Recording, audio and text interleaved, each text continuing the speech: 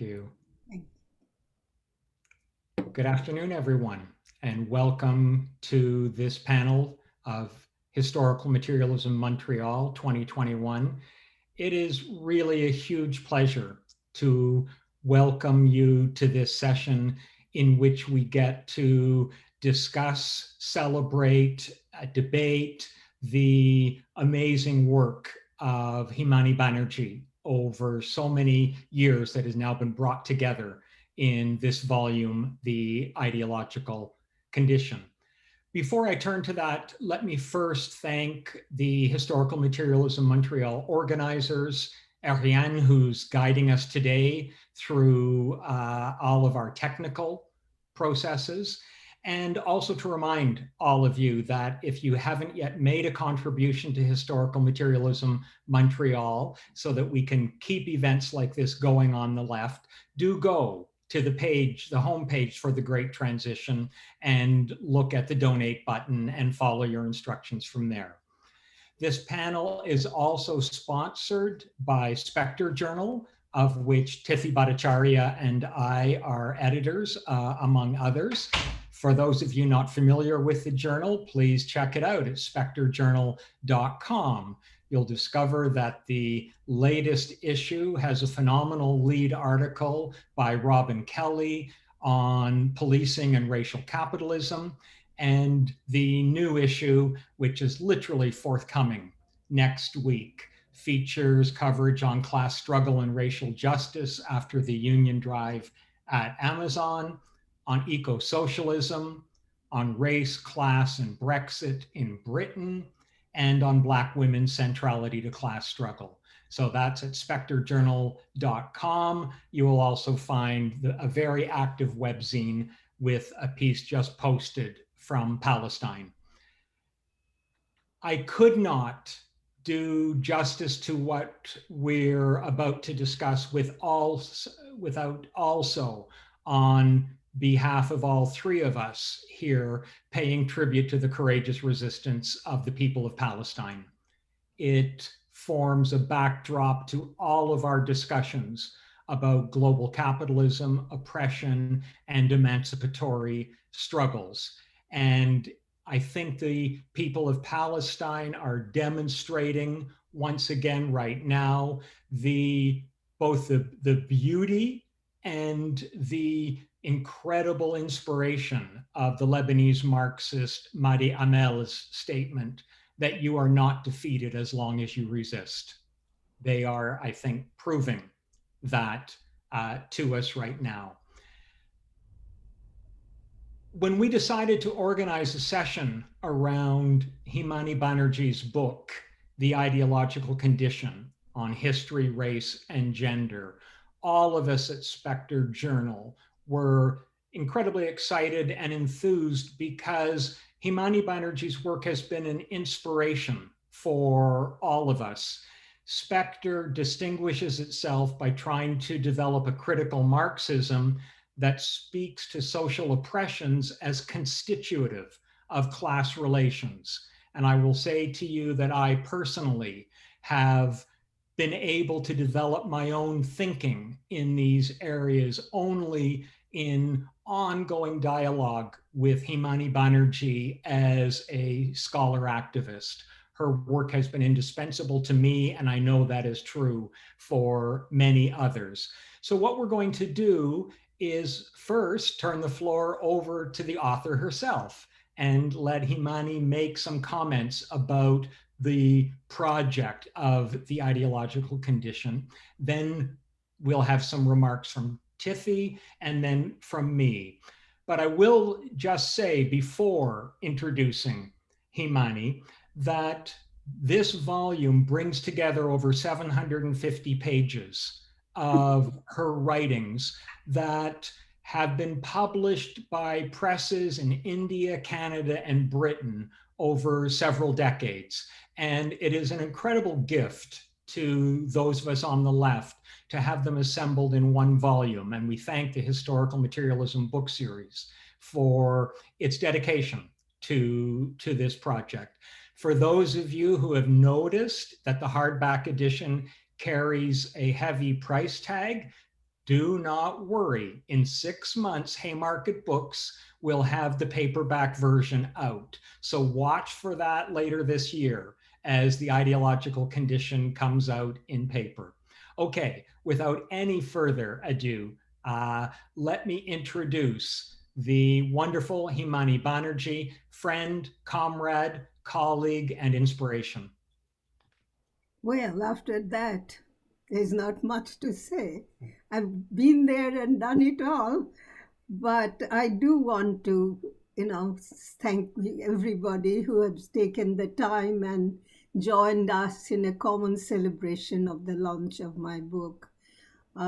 These writings took a long while to happen, but they are getting collected took also some time.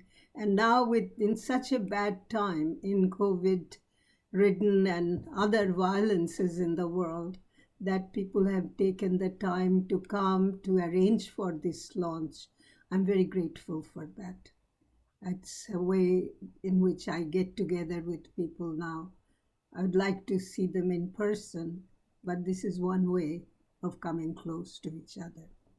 So I want to especially thank Spectre, and I can see the two of them sitting, two specters sitting there, for organizing this event and inviting me to haunt with them as a fellow specter. And I also thank the organizer of the Great Transition, the Historical Materialist Group, who have made room for this event. I need to also thank a few others for their particular presence in my life, making it possible for me to continue writing and for believing that my work makes a contribution to a transition towards communism or socialism. I want to thank my life's companion, Michael Kuttner, Michael, without whom, and it's not a cliche, I would not have been able to do most of this work. A big thank you also to my daughter Kaushalya for sharing my worldview and through her poetry and her understanding of world politics, enriching my thoughts and awareness. I must specially thank David, yes, David McNally, for being such a dear comrade, without whose encouragement I never would have thought of doing something like this selection. It just wouldn't have come into my brain to do it. So, David, I love you and thank you for believing in me. Thanks also go to my student and friend Gokburuta Nildis for holding up relentlessly in front of me the use of my work. Many thanks must be also extended to people in India, but I can't name them all. But I do continue to live the other half of my life there for all these years. Professor Omiyo Kumar Bakchi, the great economic historian and critic of political economy, my friends and comrades of 60 years, dedicated to communism, and fellow professors Ratnabali Chatterjee and Tirthankar, Malini and Mihir Bhattacharya.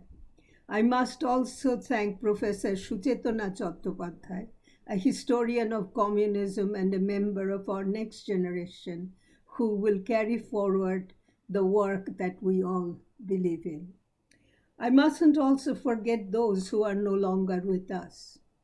Professor Manavendra Bandyopadhyay, Yashodhara Bakchi, and poet Shankha Ghosh have shaped my consciousness in indefinable ways.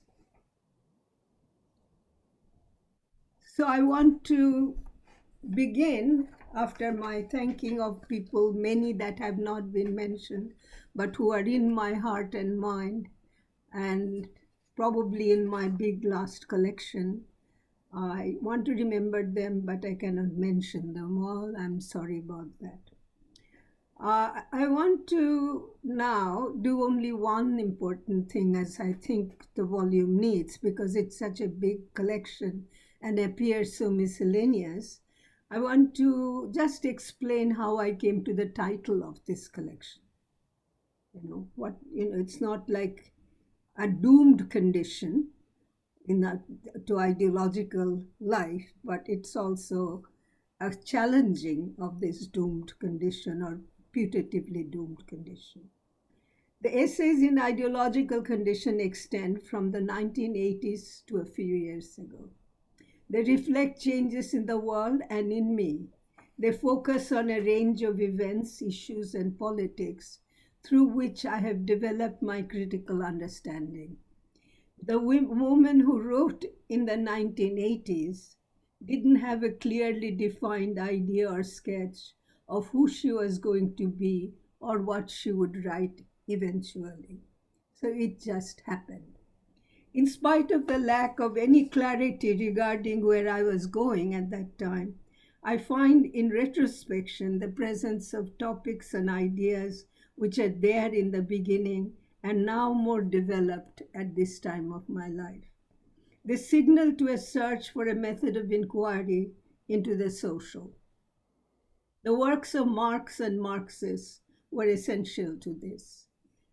Topics such as class and class consciousness, forming and transforming social subjectivities and agencies, class struggle and the making of history, the relationship between culture, politics, and society are found from the very beginning of my work. With these, there is a persistent desire to inquire into the role of consciousness in writing and making of history. The essays on the Bhadramohila or gentlewomen and social reform in 19th century Bengal, for example, reflect this interest. These essays were meant to show how women of the upper classes also shaped the bourgeois hegemony, not just the men, creating norms and ideals for other classes to aspire to. Likewise, themes of class and class consciousness in modern Bengali political theatre, Indian People's Theatre Association inspired theatre, were explored to understand the communist cultural projects. In this, I was influenced by the works of E.P. Thompson and other social historians. I came of age when they were become very, very popular and all over the place, even in India. And from my own need to question something that is disturbing was for me the economism found in the communist literature, as well as to critically examine whether Soviet socialist realism could be an adequate representational device for capturing the reality of working class life and social and political realities in general. It became clear to me that class consciousness and modes of class interaction and struggles draw from many different sources, not just from immediate economic relations in which people are engaged.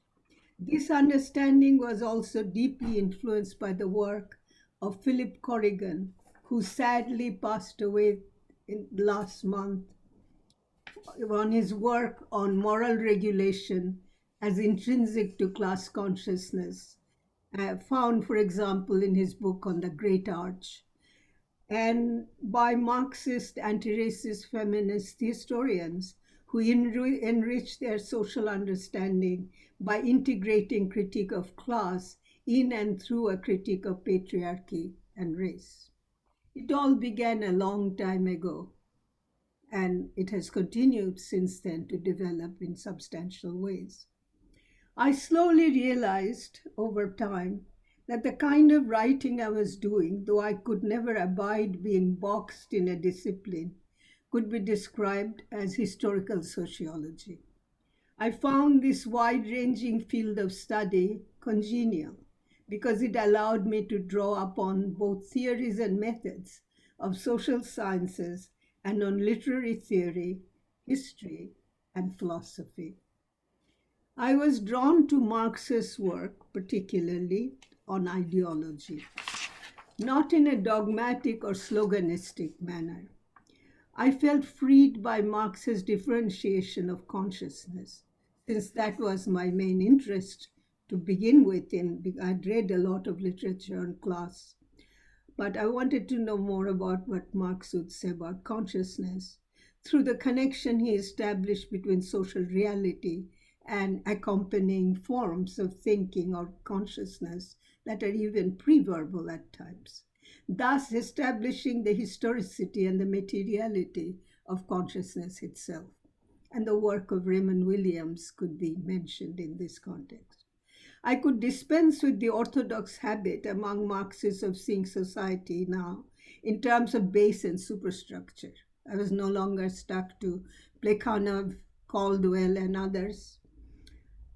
And it was apparent that consciousness of culture doesn't hold direct and unmediated relationship to the economic mode of production. They don't simply correspond or reflect. Cultural determination itself played a role in how economic and political relations were organized and struggled through. If this were not the case, the number of ideological positions would have resulted in one ideology per class. As the essays on nationalism and political use of religious ideology show, competing forms of consciousness could coexist among the bourgeoisie themselves, and the same could be said for the workers. This becomes evident in my essays on Indian politics, but also on nationalism. Dorothy Smith's work must also be mentioned, especially her work on the social organization of knowledge, which refined my understanding of ideology. Following her sociological footsteps, I came to see Marx as a social investigator rather than as a theorist. I was more interested in the questions that Marx helped me to frame than in accepting the content he provided as an answer for all times. The reflexivity of his method of historical materialism would not allow me to do that. Marx's critique of ideology showed that consciousness was not always already equivalent to ideology. I was relieved because I had not agreed with Althusser that we lived in a world of original sin, of all ideas as being ideological. To me, Althusser's approach to ideology left no room for fundamental epistemological contestation, which are both social and intellectual, to give us ideas that are resistant and transformative.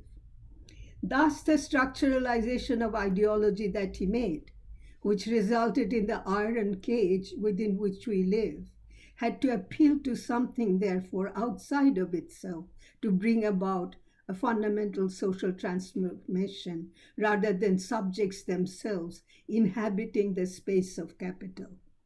He, of course, kept a door open for himself by speaking of class in the last instance. For me, as these essays show, class is there in the first instance.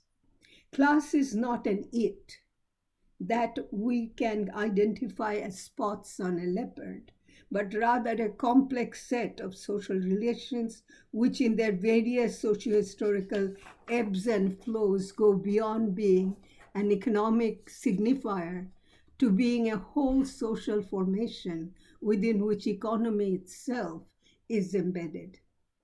I'm pursuing this idea in my current work, where I would like to develop an understanding of the concept of mode of production further in its relationship with class. I do not subscribe to Althusser's idea also of an epistemological break between the earlier and later Marx. Though Marx and Engels both talked about moving on after settling their account with German idealism, through the intervention of the gnawing criticism of the mice, their own criticism or gnawing activities towards ideological texts and social organization of reification and alienation continued throughout their lives. Marx's treatment of Adam Smith, for example, or of Robert Malthus, provides us with examples. The difference in the later period is that now they inquire into the very organization of capitals itself to render the secrets of invisibility lying within the organization. Through his process of inquiry, Marx emerges from the violence and illusions produced by constant social networks of capitalist expansion. In the clear light of day, historical materialist understanding, the fetishism of commodities vanish. It is here, in German ideology, that I found what is relevant for the kind of epistemological inquiry I wanted to conduct. Mindful of presence of consciousness in everything we do and have done in our past history, Marx offers us a borderless plane in which multiple forms of thought, ways of looking at the world, and multiple coherent and contradictory social relations exist. Consciousness itself becomes a site of contestation as a part of social struggle and allows the development of critical revolutionary knowledge. The notion of practical consciousness in this context that he talks about in German ideology has been investigated. This notion could allow us to develop a transformative knowledge which connects doing and being in history. Marx's critique of ideology has two primary aspects. One that legitimizes the ruling relations of appropriation, exploitation, and expropriation. It also offers categorical devices for constructing a textual and administrative apparatus with which the state functions. The categories of policies, intakes in bureaucracies, such as hospitals to prison and so on.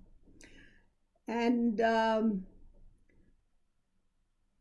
with these, the state functions, and as does other institutions connected to it. In all cases, ideology works by the process of selection of certain ideas by eliminating their relationship with their actual context and historical and social occasions and locations.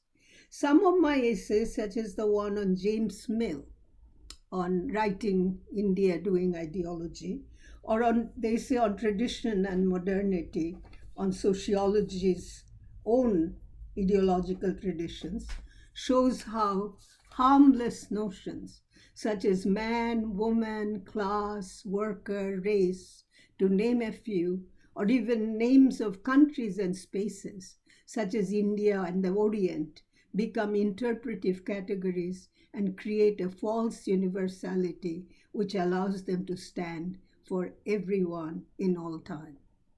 This non-adjectival application becomes particularly important when we explore issues of race and racialization, of domination and oppression, because these generalities do not direct us to look at which man or of what society or class that we are speaking of, we're dealing with, and how this semblance of universality allows into the baggage of those who stand in a dominating relationship to the rest of the world.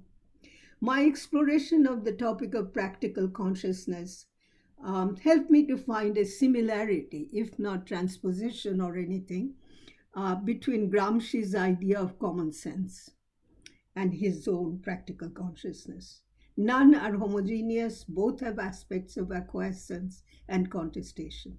The exploration of new hegemony develops and exerts itself, and how ideology becomes common sense in the everyday world of people and could be understood through a deeper study of these two concepts together. I want to conclude with a story about my devoted relationship to the concept of ideology. It is many years ago.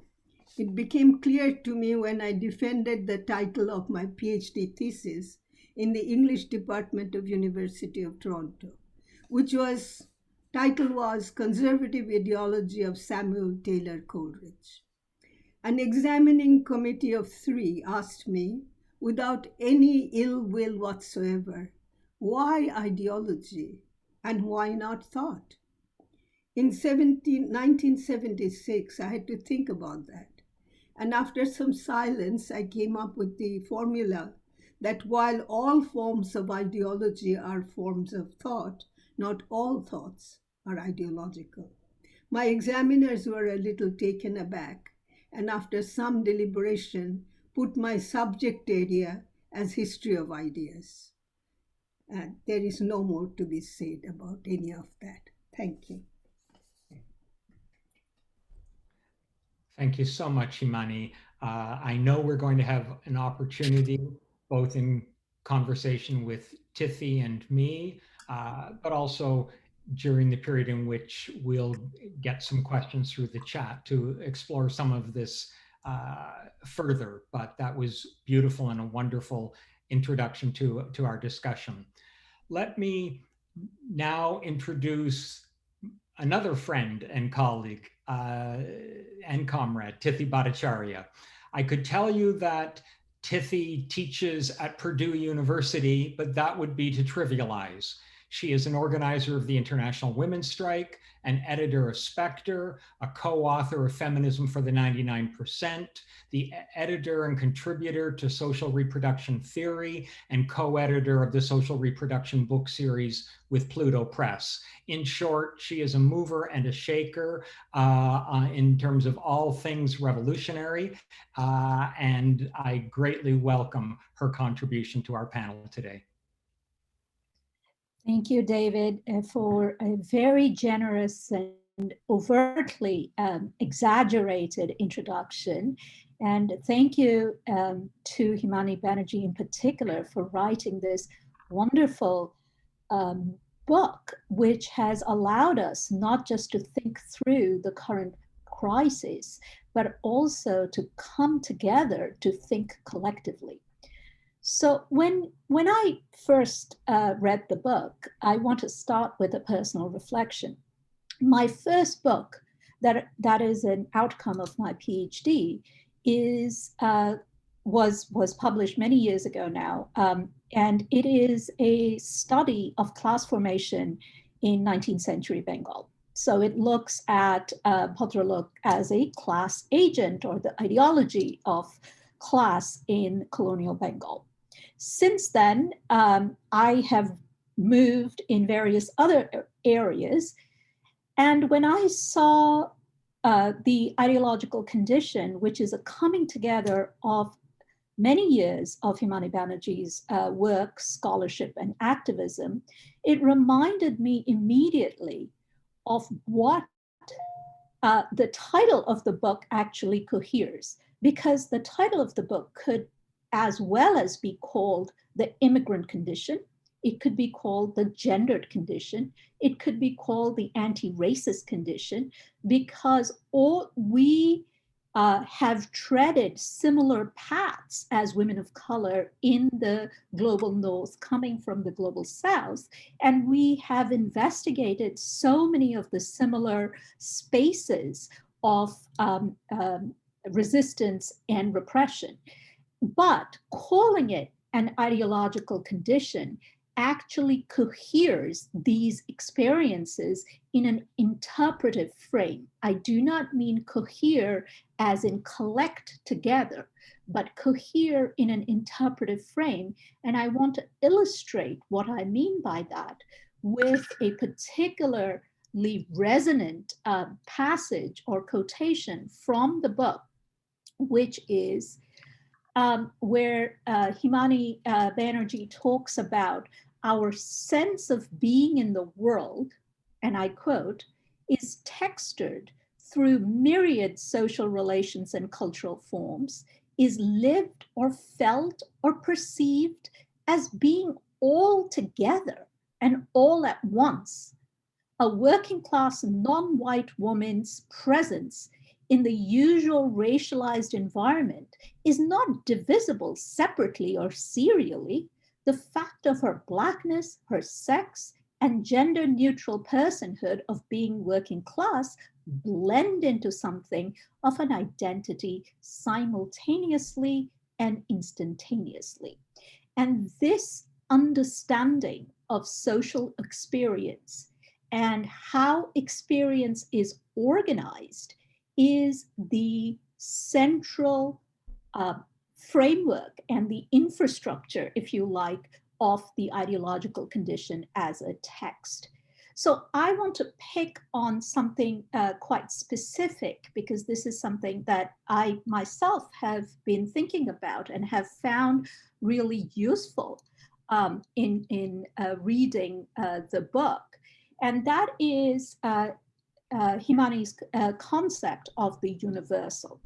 And when we think about the universal and the way Himani presents it, I want to backtrack a little bit and give you a little context of why Himani's thinking is so important and actually urgent in our current time, for it has both theoretical as well as strategic implications for the left. So I want to start with the review, and this is an odd place to start, which is the New York Times. But there was a review published in the New York Times, the paper of record, of W.E.B. Du Bois's Dark Water. And the review stated the following, and I quote, "A certain weakness in Professor Du Bois's reasoning is that his intense concentration on one subject leads him to turn general, universal wrongs into special Negro wrongs. The error runs all through his book and disfigures it," unquote. The paper of record's view on universality is actually instructive for our purposes here and what stands out or shines through in Himani's work. I want to draw particular attention to the contrasted relationship the reviewer offers between special Negro wrongs and the universal, particularly on the qualifier here, which is special. Special was an adjective widely used, even on the left, to characterize gender and racial oppression under capitalism. This framing, shared by left and liberals alike, has had two implicit claims. First, that capitalism has certain universalizing effects upon the working class as a whole, presumably related to the nature and culture of the work performed from which surplus value is extracted. And secondly, that at tandem with this universalized experience of exploitation, certain groups within the working class, women, racialized and ethnicized people, were specially oppressed. So I think that Himani's work actually both explores and, yes, challenges this understanding of the universal, and relatedly the place of the so-called special oppressions within it. And I want to draw attention to how she talks about the universal. And I want to again start with a wonderful quote from the book. So Himani writes, "Increasingly, abstract ideas hold sway." This is the work of bourgeois ideology, i.e., ideas which increasingly take on the form of universality, but hiding behind abstract universality and time-honored metaphysicality, ideas of ruling, for example, those of race or gender, represent their interests as the common interest of all members of society.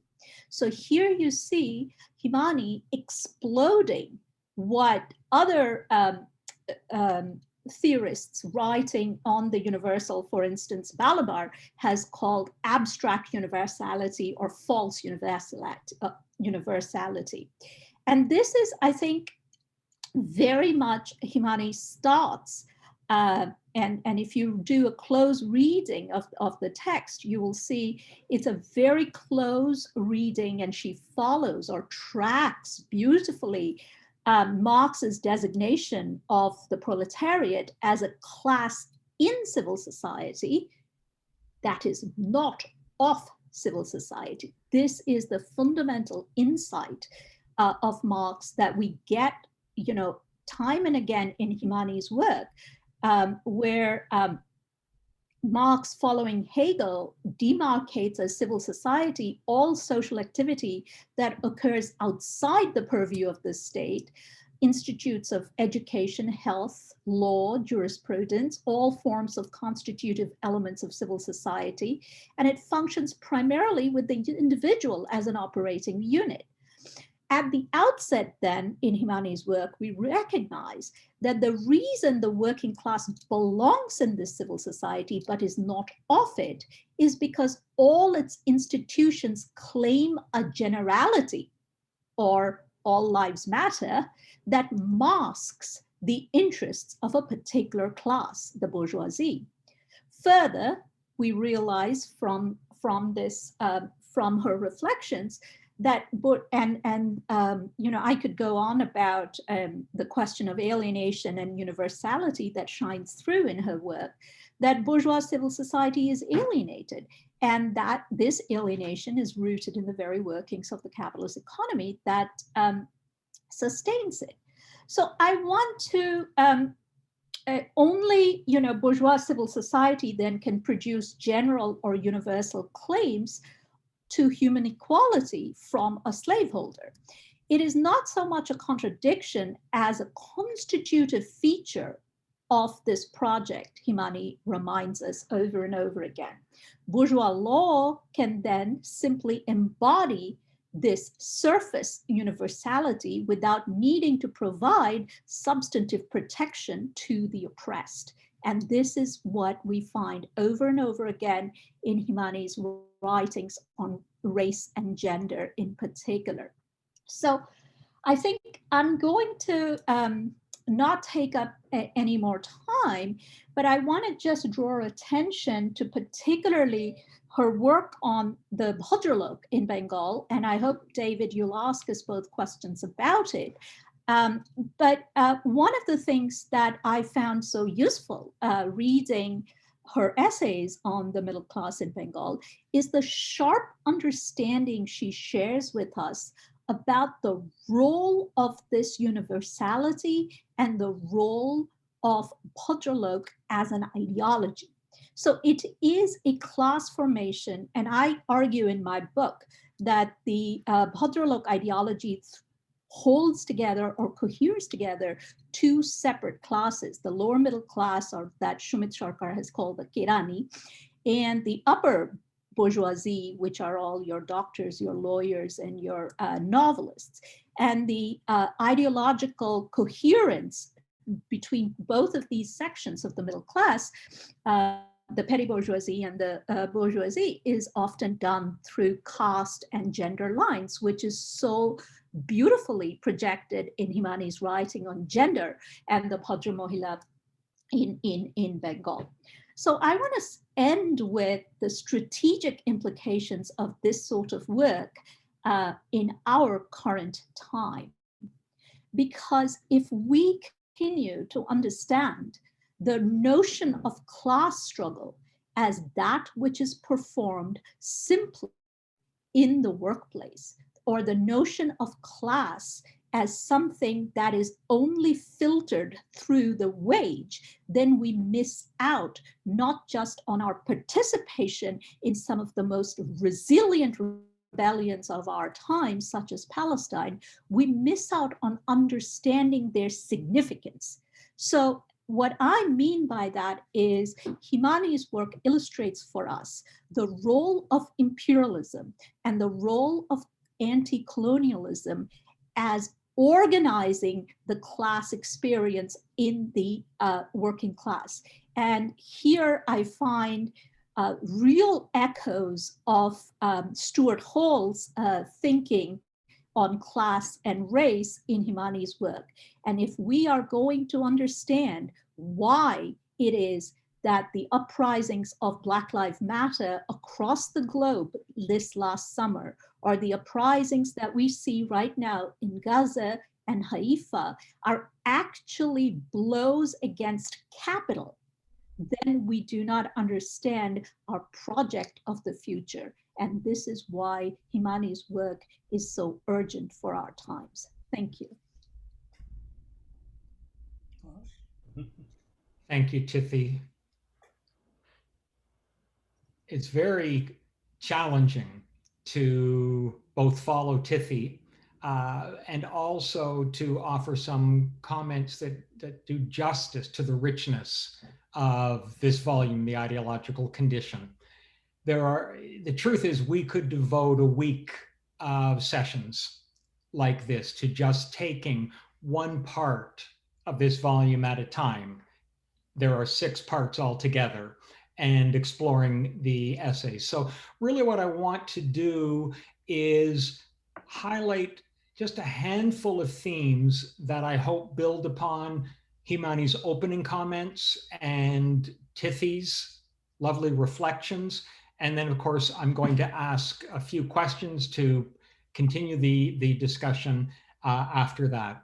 But I really think I need to begin by reflecting on the programmatic formulation that runs through a number of key essays by Himani Bannerji. She refers to her project on a number of occasions as one of developing an anti-racist feminist Marxism. Now, left at that level, this could be a promotional slogan on the left. It is not. It's a critical program in Himani's hands.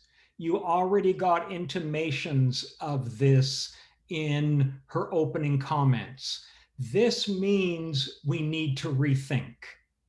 We need to rethink using Marx to push beyond these specific formulations and canonical kinds of expressions that we get in a variety of Marxist texts. With Himani, she is always thinking with and against Marx, pushing to confront the gaps and the omissions, not in order to expose Marx with a gotcha moment. Ha ha, the old bearded one didn't get this one right.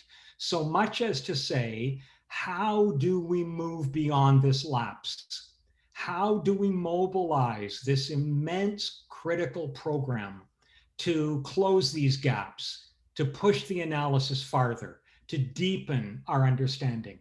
So anti-racist feminist Marxism in Himani's hands is not about a dash of feminism, a dash of anti-racism, and a dose of Marxism.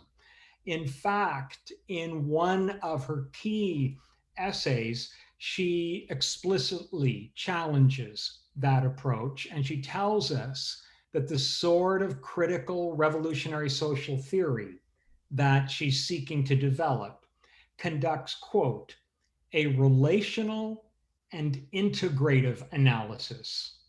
It can both take apart and put back together in a non-aggregative fashion an event or an experience within a wider context by using a materialist theory of consciousness, culture, and politics. And I want to just briefly unpack 2 aspects of this. First, what comes in parentheses in a non-aggregative fashion. Because for Himani, if we are proceeding additively, we are not, in fact, doing the hard work of critical rethinking and reconstruction of fundamental categories. There are a lot of formulations out there where people say, well, to class, I'm going to add gender.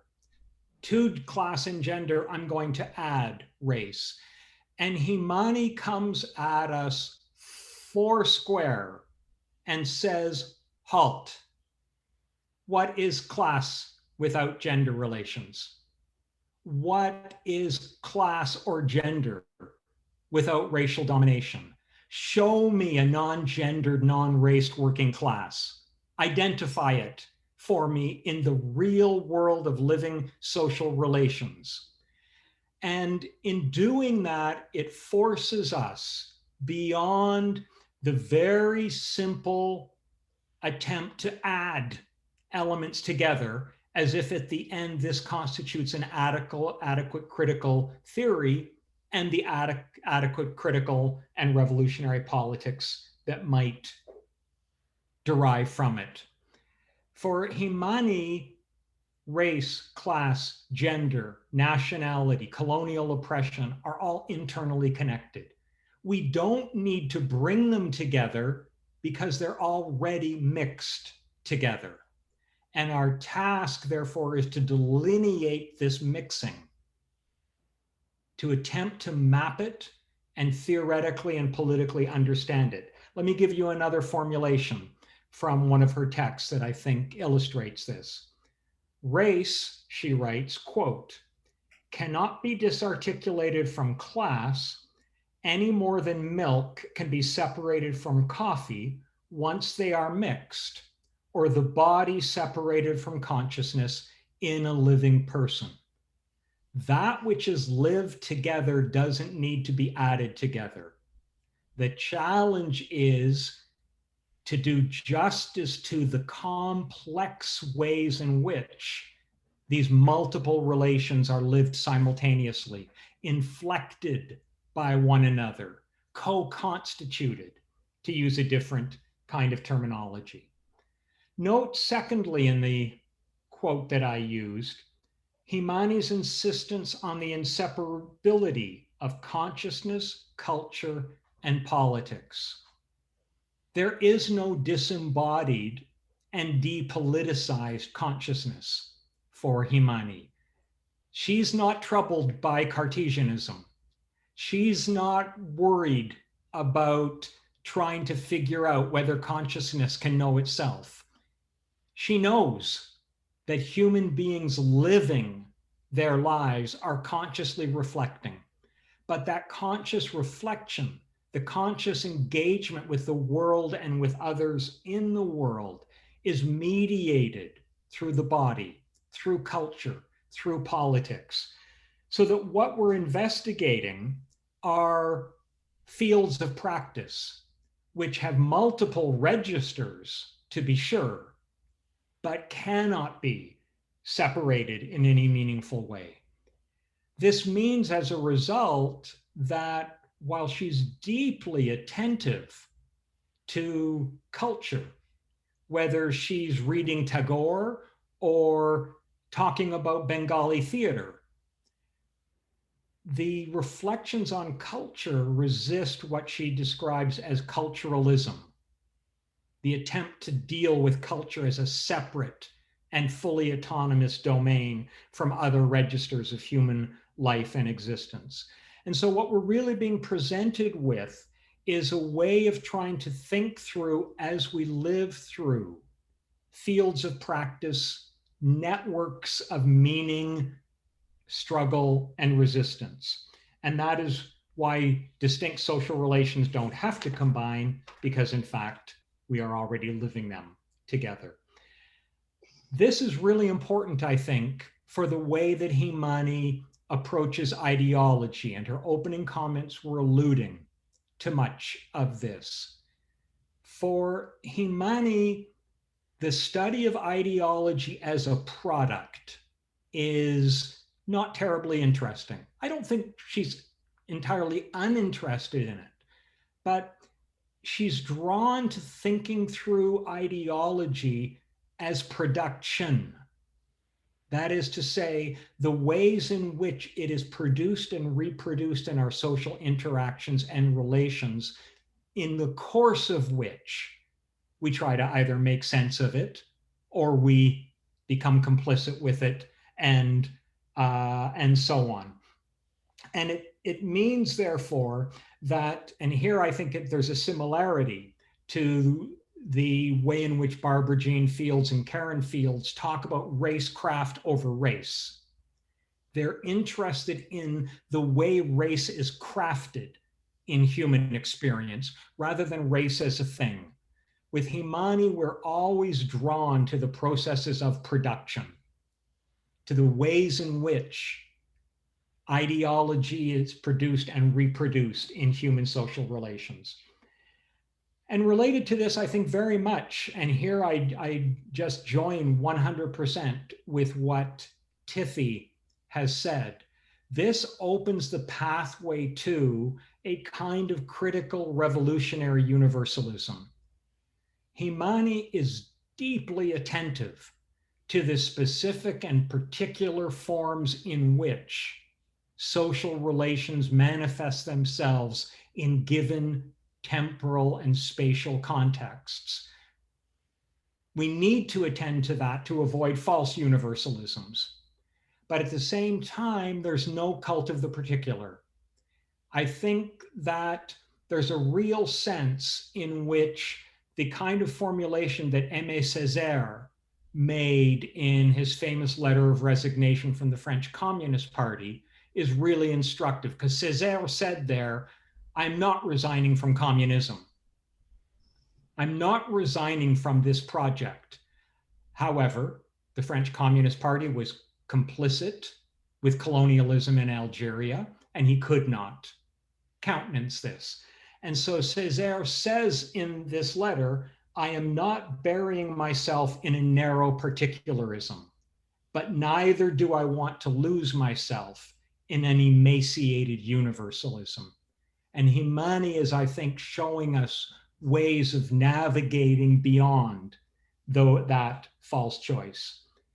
And you see this in particular in the beautiful, wonderful closing essay that comes before the interview at the end of the book, in which she reflects on humanism and universalism in Tagore and Marx. Now, in all these senses, I think Himani Bannerji has placed herself at the center of attempts to renew historical materialism today, because that renewal really is about developing a historical materialism and a Marxism that speaks to our age, which actually resonates with the problems of our era. And to do this, she needs to force us out of a whole series of conventional ways of thinking. She challenges the left and Marxists in this regard, but she sure also goes after liberals, their empirical methods, their positivism, and so on, much as she wants to take aim at the positivism which too often infects the left. There is, of course, an enduring Brechtian moment in Himani's work. That is to say, the moment of defamiliarization. Himani wants to take the everyday and show us its strangeness. She wants to break us from the taken for grantedness of ordinary common sense. She wants to develop that Gramscian good sense that works through and critically beyond everyday common sense. And all of this is done in the spirit of that materialist theory of consciousness, culture, and politics to which I referred. The essay in this volume called "But Who Speaks for Us" opens with an old Colombian proverb, one I actually think that Brecht would have loved as well. And Himani prefaces this essay with it, quote, "One always learns better with blood." That, it seems to me, is really a motif for all of these essays. Himani insists that to the degree to which we need theory, that theory lives in the world of the social, of everyday life and human practice. She instructs us that the scenes of violence and suffering that she exposes when she's dealing with fundamentalism, with gender violence, with nationalism and fascism, she instructs us in these because she wants to reveal to us the ways in which these are all humanly and socially made scenes of violence and domination. Because if they are socially made, they can be unmade. And Himani's work is really about unmaking the world as it is. And this is the sense in which there is a revolutionary humanism that runs through all of it.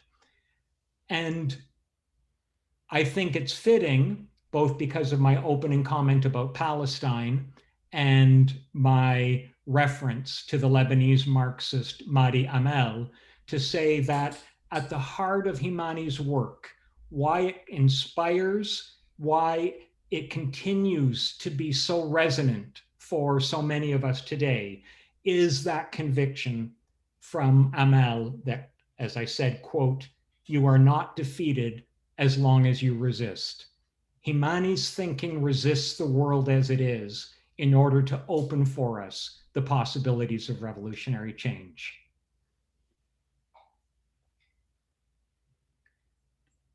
So I'm going to stop myself at this point. I know we've got some comments that are starting to come in to the chat, and we're going to turn to those shortly.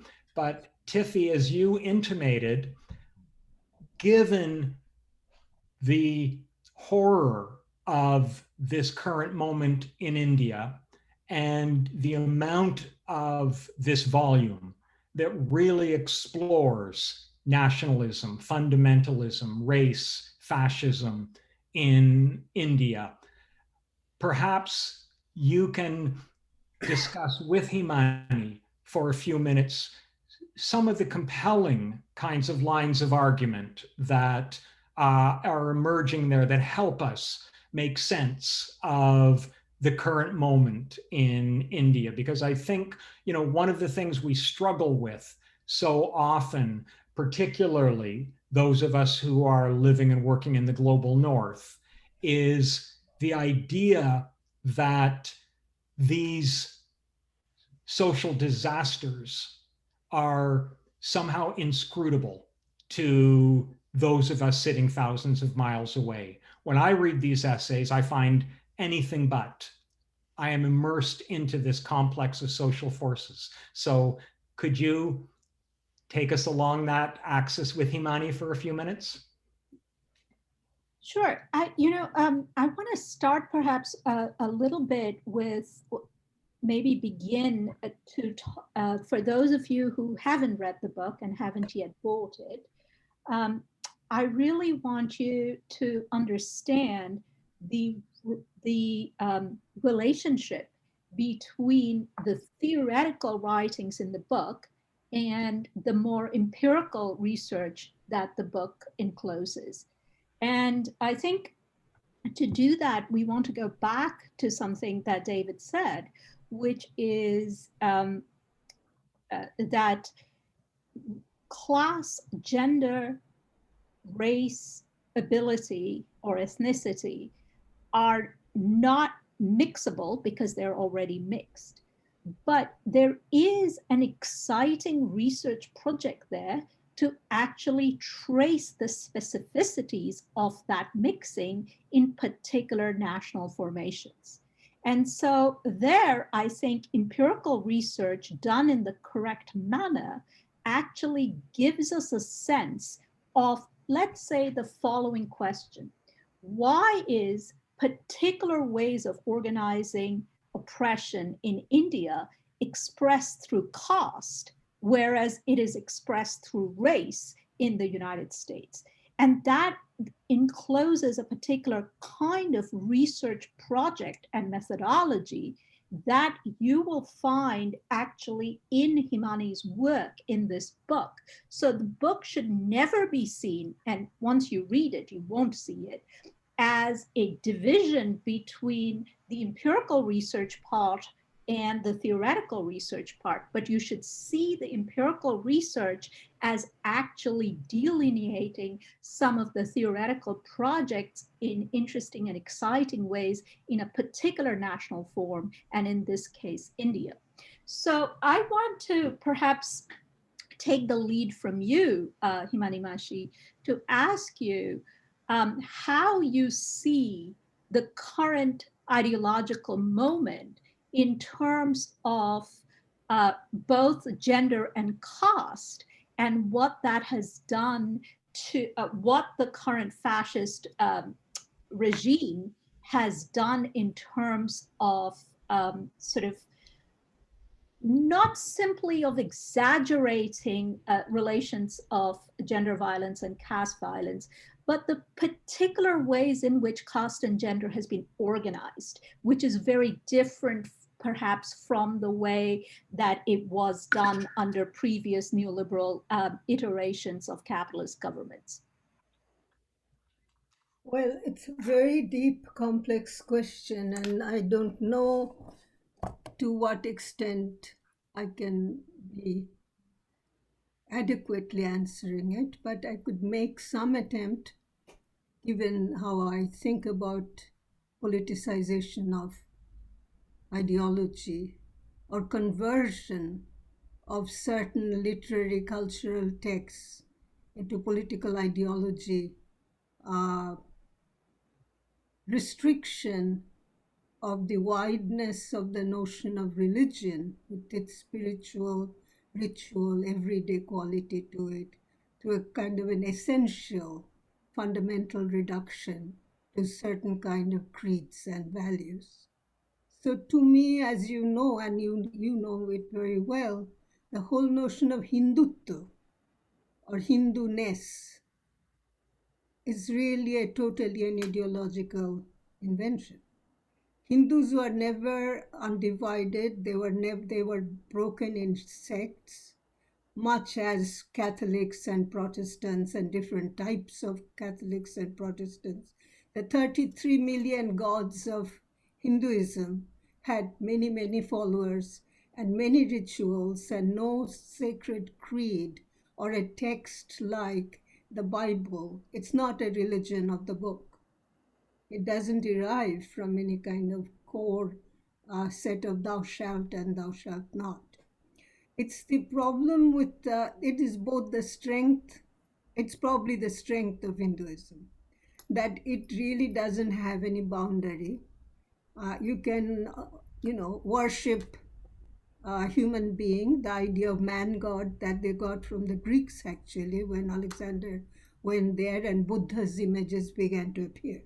Before that, there were no images of Buddha for 300 years. So that a human being can be deified and given a physical bodily shape. All these sorts of new ventures in religious demarcations, and at the same time of taking from each other, created a lot of violence and a lot of syncretic consciousness. And what really is Hindu, who really is a Hindu and what is being Hindu is anybody's guess. Because even when you don't believe in anything, you're still supposed to be a Hindu because Hinduism promotes atheism. When you worship yourself but not God, which Sri Aurobindo did, you're still worshiping God. So you can't get out of it, right? But yet, the compilation and the selective textualization that the ideologues of the RSS, the Hindu Civil Society group, has been doing since 1925, they didn't challenge elections until the 1960s or 70s. They built it very slowly as a kind of a war of position within the heart of the civil society and managed to syncretize and essentialize and take away all context, all history from the way the idea of a Hindu consciousness emerged. So, much better than me is a whole lot of people who have written on it. Perhaps one of the most available person is Romila Thapar, who has done her life's work on this, or other people who have done Nurani, Shumit and Tanika Sarkar in khaki shorts, saffron flags. There's a lot of books, but what really it shows that,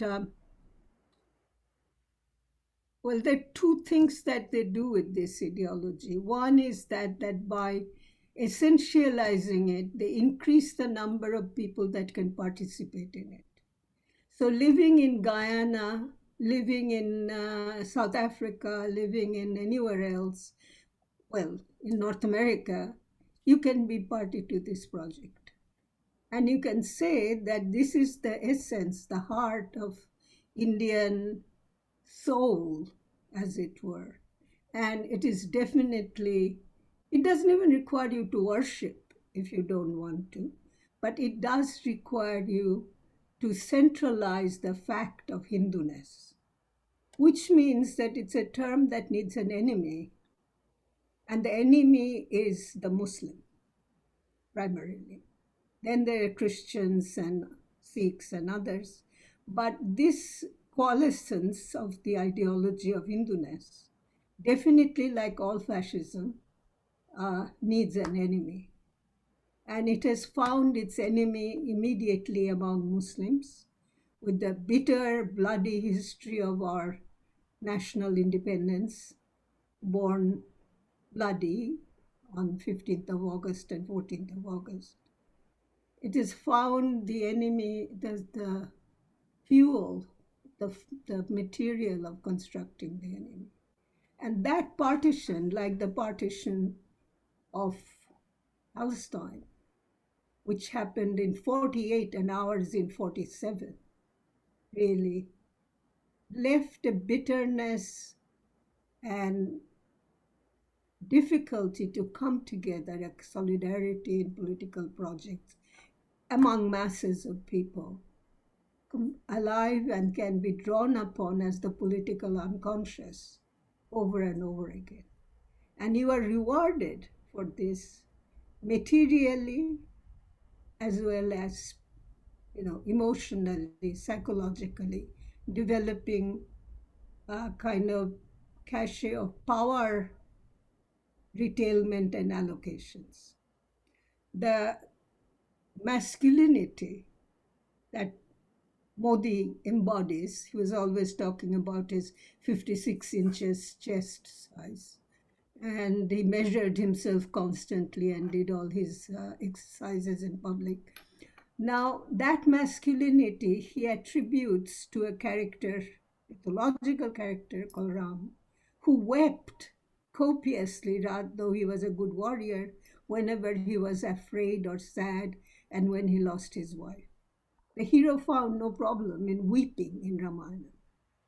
But our response to this has been that it's allowed, our understanding of it is that it has allowed a very flexible ideological maneuver which completely fits in, though they are Hindu, with capitalism, but particularly with neoliberalism. And there's no whole bar to the kind of neoliberal impact of religion when great businesses and industries are created out of temples and all other kinds of retail marketing that can be done around rituals. So I would say that so caste is part of it, and they do not eliminate caste, though they do offer the low caste the right to be Hindu if they would only keep to their own place. They offer the businessmen to get their monopolies and contracts if they would rejoice in the ancient Indian past. If scientists would give up being scientists and say all of this was already accomplished in our ancient scriptures, we had nuclear power. I don't know if I make any sense whatsoever, but it's a really complicated issue. It just needs to go in all directions, and it works in all directions. Thank you, Himani. And because we're down to our last 5 minutes, as the moderator has reminded me, I want to just do a brief commentary on a couple of the questions in the chat that we received. First, Gary Kinsman, who begins with a lovely shout out to Himani and how much he has learned from her. 2 questions he has, but Gary, I'm only going to get to your second one. Gary asks, how is a dialectical and mediational approach so crucial to use now, understanding that fighting anti-Black racism, indigenous struggles, or Palestinian resistance is central to living class struggles? And Pablo Idahosa, also with a nice shout out to Himani, wants to touch on the perplexing and conundrum that theories of false consciousness and what we might call hard theories of hegemony have for recuperating the agency of class. And as he says, this is less a comment on theory and more on the practices, though of course it's impossible to separate either. So Himani, I don't know if you want to offer any brief reflections on that. I will say that the book is an absolutely powerhouse resource for addressing these issues. And I hope that, in fact, once it's out in paperback, we are going to have more opportunities to engage its author and discussants like Tithi and myself. But Himani, I think we have to give you the opportunity to offer any last reflections on those or other issues. Yeah, one thing is I've never used the word dialectical in my life. Not because I don't like it or anything, but I've never understood what a dialectic is. I really don't know how it works. So I won't even venture into that region. But I do know that living is always a conscious, signified, meaningful, interactive living. And in that, through, of course, by surrounding facts of state and economy and so on, there is a kind of life that goes on for which I really have no even description to offer. Maybe literary people can, maybe poetry can.